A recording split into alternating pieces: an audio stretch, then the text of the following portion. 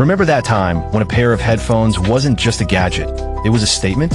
When every music video, every athlete, every celebrity seemed to be wearing the same bold, colorful, bass-thumping headphones. The name was everywhere, Beats by Dre. You saw them on LeBron James walking into a game, on Lady Gaga in a music video, and on the head of that one kid at school who seemed to have everything. They were more than headphones. They were a symbol of pop culture. But then, almost overnight, they vanished. Today, you'd be hard-pressed to spot a pair of Beats in the wild. They've been replaced by sleek white earbuds and minimalist over-ear headphones. It's a mystery that makes you wonder, what really happened to the most iconic headphones of the 2010s? Was it a betrayal, a quality issue, or a silent takeover? The story of Beats isn't just about headphones. It's a modern-day Greek tragedy of ambition, innovation, and an epic fall from grace at the hands of a company that would eventually absorb them whole. The story begins not in a tech lab, but in a recording studio. Dr. Dre, a titan of hip-hop and a producer responsible for some of the most iconic sounds in music history, was frustrated. He felt that the emotion and power of his music were being lost. The consumer headphones of the day were tinny, weak, and completely failed to capture the low-end punch of a good bass line. They were built for convenience, not for experience. He shared this frustration with record executive Jimmy Iovine, a visionary who saw not just a problem, but an opportunity. Iovine famously recalled a moment with Dre, saying, "Dre, we need to do something," because he was going on about that 50 Cent was selling millions of sneakers. So I said, "Dre, man, this is not us. Nobody cares what sneakers you wear. Screw sneakers. Let this dos speakers. Let's get into sound." Their mission was clear: restore the emotional connection to music that they felt was being stripped away by low-quality headphones and the era of pirated MP3s. This wasn't just a simple business venture. It was a revolution. They saw that the market was ripe for disruption. At the time, the world was obsessed with iPods, and everyone used the cheap, white earbuds that came with them. The ones that had a habit of tangling into an impossible knot in your pocket. Iovine and Dre saw these earbuds not just as poor quality, but as a silent enemy of music itself. Their goal was to create a headphone so powerful, so aesthetically appealing, and so bass-heavy that it would force an entire generation to listen to music the way it was meant to be heard. In 2008, they partnered with a company called Monster Cable to build their first product, the Beats Studio headphones. Right from the start, they weren't shy about what they were selling. The headphones delivered a heavy, bass-forward sound profile that wasn't necessarily accurate to a professional audiophile, but it was exactly what the masses craved. They were an experience, not just a listening device.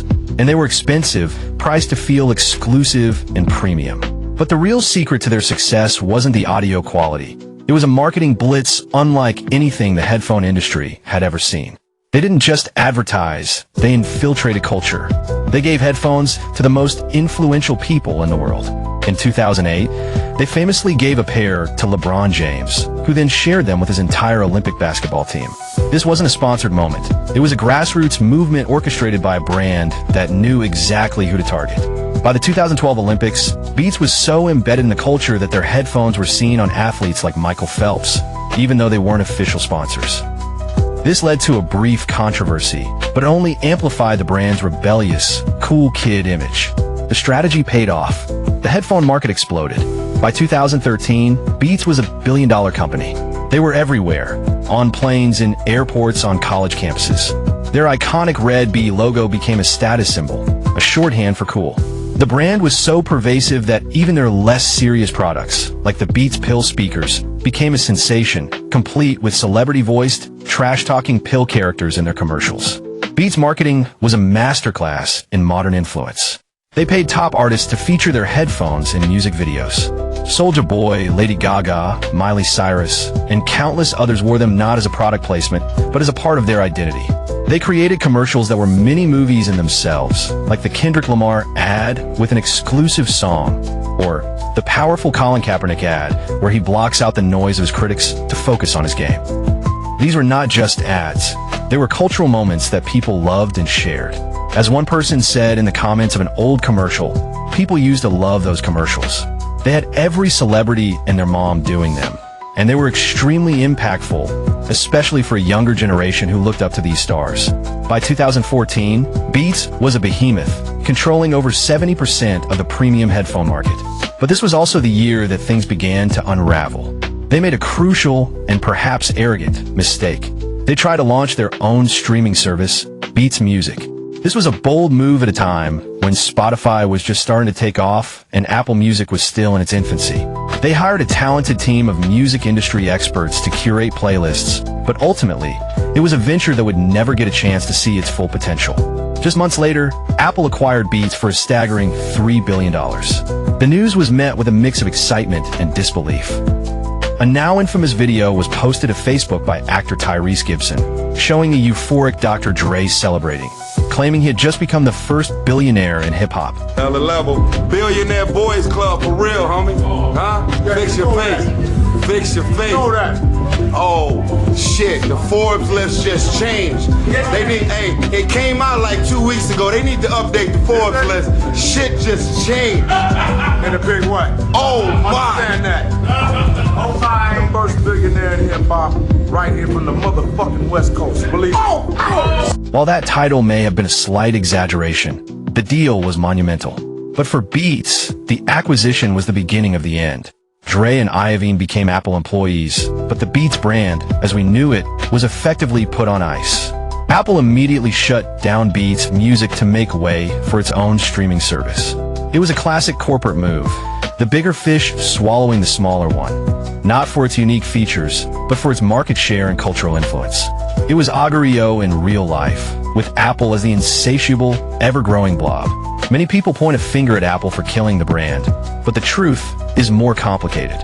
One of the main reasons for Beats' decline was something more fundamental. The headphones weren't that good. A quick search of Reddit and audio forums from back in the day reveals a lot of criticism from audiophiles, the sound nerds who know their stuff. One person wrote, "People realized the headphones suck." Another said the downfall was when people began to dissect Beats and found out they weren't much better than lower-priced options.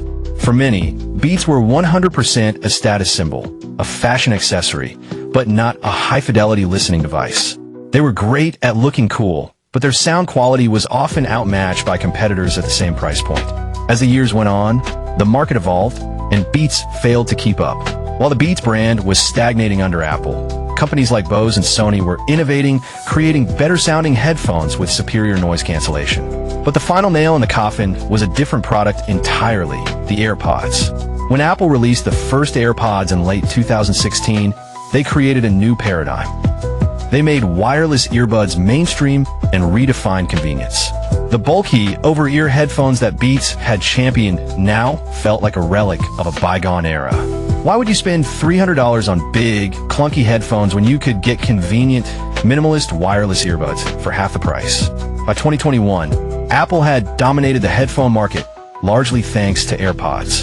The Beats brand, once a force of nature, was relegated to an afterthought, a subsidiary that released products with less fanfare and a more niche appeal.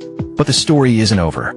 It seems like the Beats brand is attempting to stage a comeback. With Apple's backing, they've been going back to their roots, partnering with pop culture icons like Skepta, Lil Wayne, and even Minecraft to create visually striking, limited edition products. Their new focus appears to be on athletes and a more general audience, with a clear separation from Apple's core mainstream market. While the CEO admits the brand fell off for a bit, he says they're revamping their products and improving their technology to compete in a much more crowded market. They may no longer be the undisputed top dogs, but they haven't given up the fight. The legacy of Beats is undeniable. They single-handedly created the premium headphone market as we know it, turning a utilitarian object into a fashion statement and a cultural icon. Their rise and fall is a powerful lesson in marketing, brand identity, and the relentless march of technological innovation. It's a reminder that even the most dominant brands can fade into memory if they fail to adapt. So what do you think? Did Beats deserve to fall off? Or are they on their way back to the top? Let me know your thoughts in the comments below. And if you enjoyed this deep dive into a pop culture legend, smash that like button and subscribe for more stories behind the brands you thought you knew.